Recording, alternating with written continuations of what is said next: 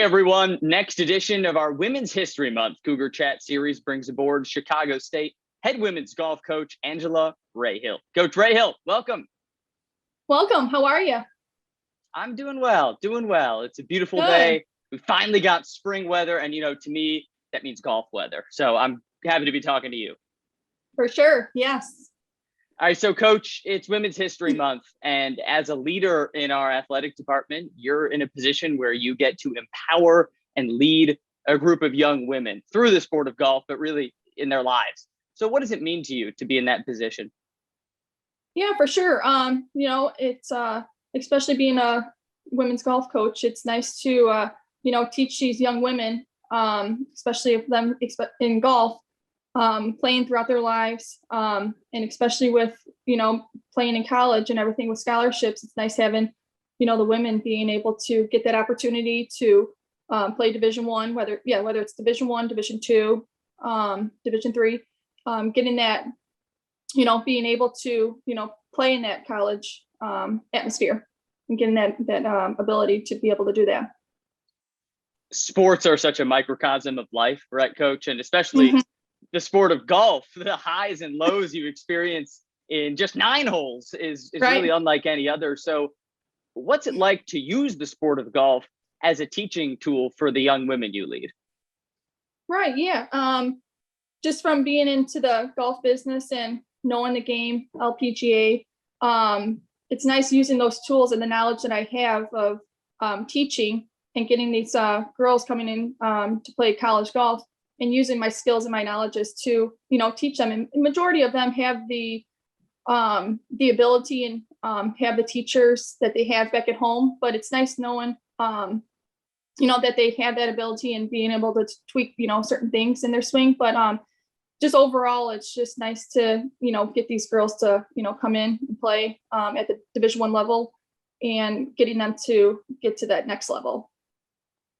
And the next level is really the rest of their lives, right? Their adult lives. Right. Yeah, if they want to move on and play, in the LPGA, or at least try qualifying, but at least they have that ability. They're playing against, other Division I athletes in other schools. We have, tough competition, so they can kind of see how they fit with the rest of the Division I schools that we play against. Coach Rayhill, can you tell me a few? I say a few. It could be just one. Female role model who really has meant a lot to you in your journey to where you are now? Yeah, definitely. Actually, Annika Swornston. I loved playing, watching her play in the LPGA. She's, now that she's getting back into playing, she's starting to play some more tournaments after taking a few years off. So it's nice looking, watching her play again. So she's one of my biggest role models. What's the number one lesson she's taught you?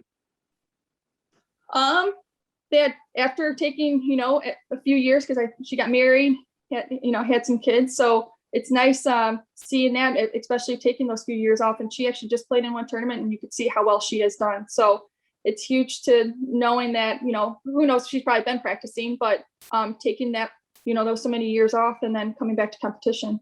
So I think that's huge. It's really remarkable, isn't it? Yeah. Yep.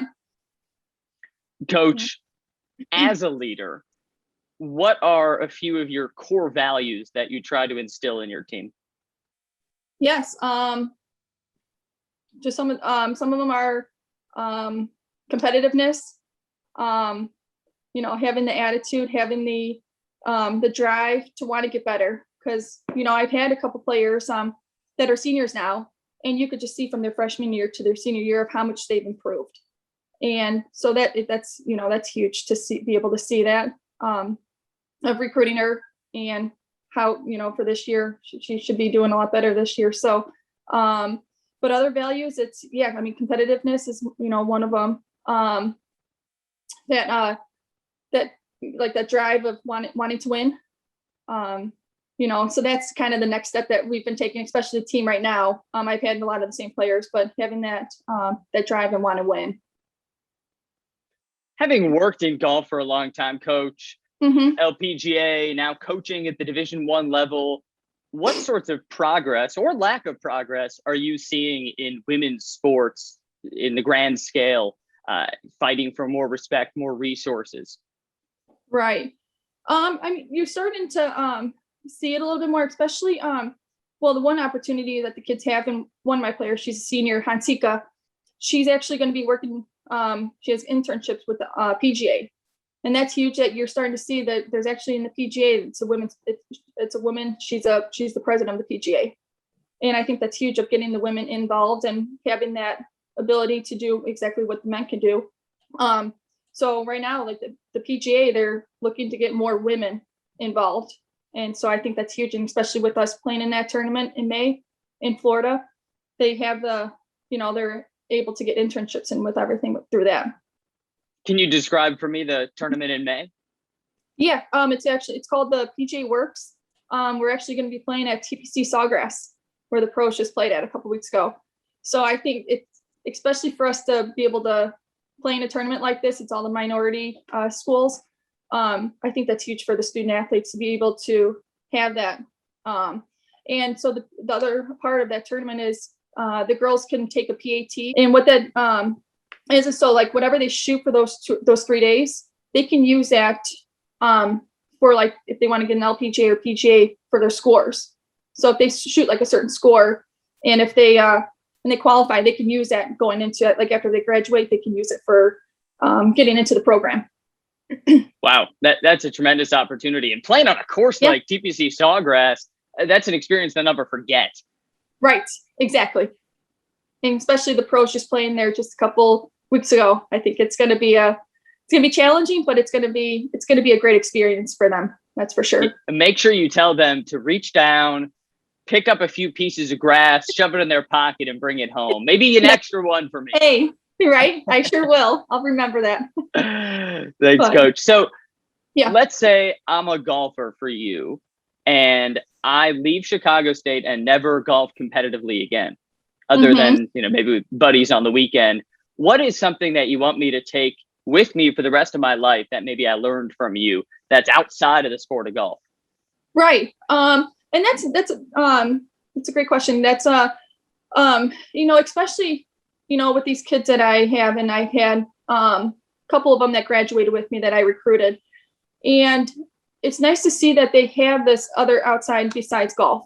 A couple of them say that they want to play on the LPGA, they want to get in the golf business, but a lot of them have other degrees and other things that they're looking forward to do after college. And one thing I tell them, I said, just because, it's nice playing Division I golf and everything, but, academics, get the grades, graduate, and be able to move on into, young women and get jobs and everything. So different tournaments that we go to, we tried doing something like, depending we're going to Texas or Florida, I try finding something there that's educational, take them somewhere, because a lot of them haven't been anywhere.